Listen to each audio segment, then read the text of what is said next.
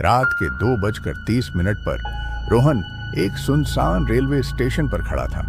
पूरी जगह अजीब सी खामोशी में डूबी हुई थी।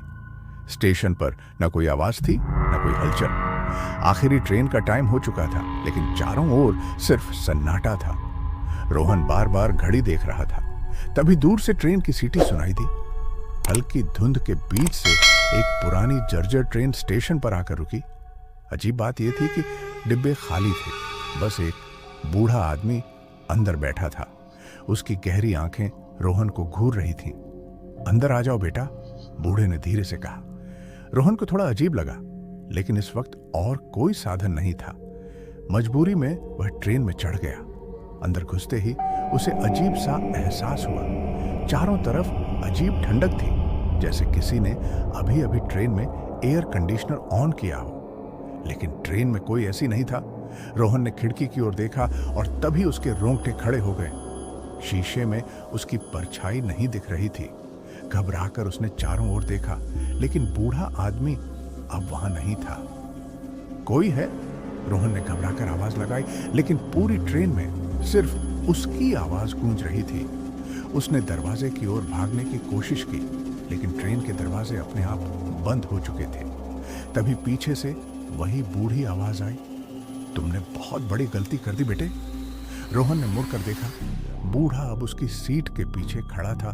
उसकी आंखें सफेद हो चुकी थीं और उसके होठों पर एक अजीब मुस्कान थी। ये ट्रेन जा कहां रही है? रोहन ने कांपते हुए पूछा। बूढ़े ने धीमे से कहा, जहां से कोई वापस नहीं आता। अचानक ट्रेन की रफ्तार बढ़ने लगी। बाहर की दुनिया धुंधली होने लगी। स्टेशन कहीं गायब हो चुका था। रोहन ने इमरजेंसी ब्रेक खींचने की कोशिश की, लेकिन कुछ नहीं हुआ। ट्रेन तेज होती जा रही थी और अब खिड़कियों से बाहर देखने पर सिर्फ घना अंधेरा दिख रहा था। कोई रास्ता नहीं, कोई मंजिल नहीं। मुझे बाहर जाने दो, रोहन चिल्लाया, लेकिन बूढ़ा हंसने लगा। अब बहुत देर हो चुकी है।